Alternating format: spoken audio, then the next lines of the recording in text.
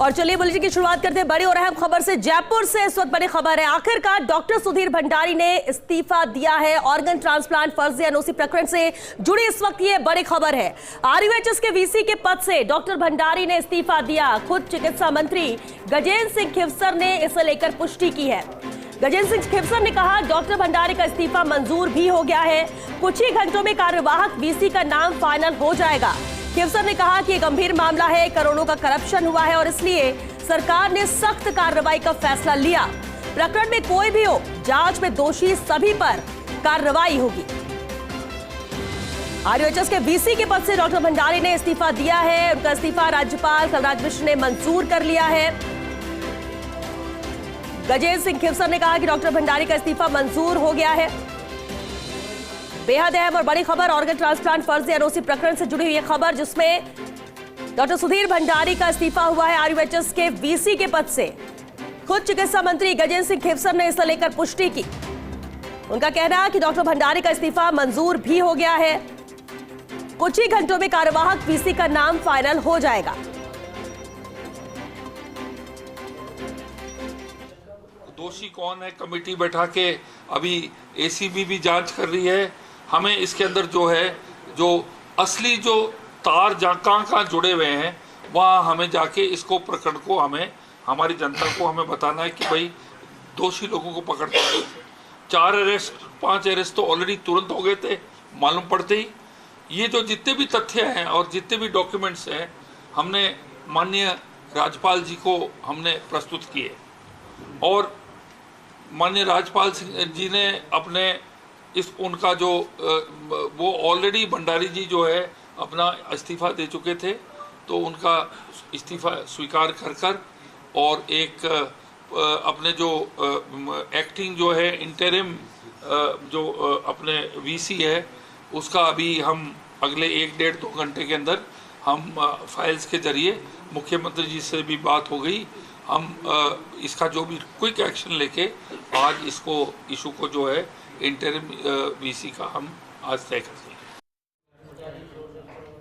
और चलिए इस मामले में अपडेट के साथ एसोसिएट एडिटर विकास शर्मा हमारे साथ जुड़ चुके हैं। विकास, डॉक्टर सुधीर भंडारी ने इस्तीफा दिया, इस्तीफा राज्यपाल ने मंजूर किया। ऑर्गन ट्रांसप्लांट फर्जी एनओसी प्रकरण में जिस तरह से जांच आगे बढ़ रही है, अब इस मामले में आगे क्या? देखिए श्वेता जी, इस पूरे मामले में सबसे महत्वपूर्ण बात यह है कि अब पहला सवाल ये है कि अगला आरयूएचएस का वीसी, कार्यवाहक वीसी किसको बनाया जाएगा। इसके लिए 4-5 डॉक्टरों के नाम जो है चर्चाओं में है, जिनमें सबसे प्रबल दावेदारी जो है उसमें doctor Dhananjay Agarwal, doctor SS Yadav, इसके अलावा डॉक्टर सुधीर मेहता और आईडी गुप्ता। ये 4 नाम जो है उनके नाम पर चर्चा चल रही है। इसके अलावा और 2-3 नाम और है। एक एम्स के डॉक्टर है जिनके नाम पर भी चर्चा चल रही है। और इन सबके बीच में जो डॉक्टर भंडारी का इस्तीफा मंजूर किया गया है, उसके साथ में एक महत्वपूर्ण बात भी चिकित्सा मंत्री ने कही है कि इस पूरे मामले में एसआईटी का गठन किया जाएगा। एसआईटी का गठन पूरे प्रकरण की हर पक्ष को ध्यान में रखते हुए किया जाएगा, ताकि इसमें हर जो जिम्मेदार व्यक्ति है उस कार्रवाई हो सके। साथ में उन्होंने ये भी संकेत दिए हैं कि इस मामले में जांच में जो भी दोषी पाया जाएगा किसको भी नहीं बख्शा जाएगा। सब पर कार्रवाई एक समान तरीके से सब पर कार्रवाई की जाएगी। जी बिल्कुल कार्रवाई की जाएगी, लेकिन एक बात उन्होंने कही कि 2020 से यह मामला था और इंतजार मुख्यमंत्री के आने का भी कर रहे हैं और किसी रिपोर्ट का भी जिक्र किया था विकास उन्होंने। देखिए, उनका कहना यही है कि जो जांच कमेटी की रिपोर्ट है वो लगभग तैयार हो गई है।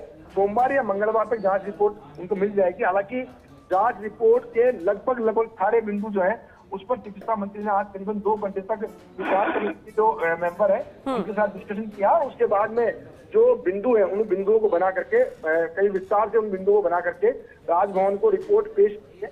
और उस रिपोर्ट को पेश करने से पहले ही डॉक्टर सुधीर भंडारी भी वहां पहुंच गए थे और उन्होंने अपने पद से इस्तीफा दे दिया था। अगर वो अपने पद से इस्तीफा नहीं देते तो सरकार की तरफ से जो प्रस्ताव दिया गया है और जो ड्राफ्ट बना के दिया गया था उसके आधार पर उनको बर्खास्त किया जा सकता था। तो उससे पहले ही डॉक्टर सुधीर भंडारी ने इस्तीफा दे दिया। इस्तीफा के बाद में उनका इस्तीफा तत्काल प्रभाव से मंजूर भी कर लिया गया है। श्वेता देखिए, ये जो मामला है, इस मामले में हर बिंदु पर और हर खबर को फर्स्ट इंडिया ने सबसे पहले चलाया और साथ में यही बताया कि इस मामले में कितनी गहराई है। क्योंकि शुरुआत में जब एसीबी ने ट्रैक किया था मामले को, तो ये मैंने लगा था कि ये सिर्फ ओनली मात्र करप्शन का मामला है। लेकिन जब परत टू परत में खुली और साथ में कमेटियों के मर्जर का मामला फर्स्ट ने उठाया, तो उसके बाद ये पूरा मामला राष्ट्रीय और अंतर्राष्ट्रीय स्तर तक पहुंचा कि किस तरह से जो ऑर्गन के जो गिरोह है वो कैसे सक्रिय है, विदेशों से मरीज आ रहे हैं यहाँ पर और मरीज आकर के यहाँ पे ट्रांसप्लांट करा रहे हैं, उनका कोई डेटा जो है वो नहीं रखा जा रहा था। एक बड़ा मामला था, बड़ा स्तर पर बड़ा खेल जो है एसएमएस मेडिकल कॉलेज के फर्जी एनओसी से चल रहा था और उसका खुलासा जब किया गया उसके बाद में अब एक्शन जो है शुरू हो गया है। इससे पहले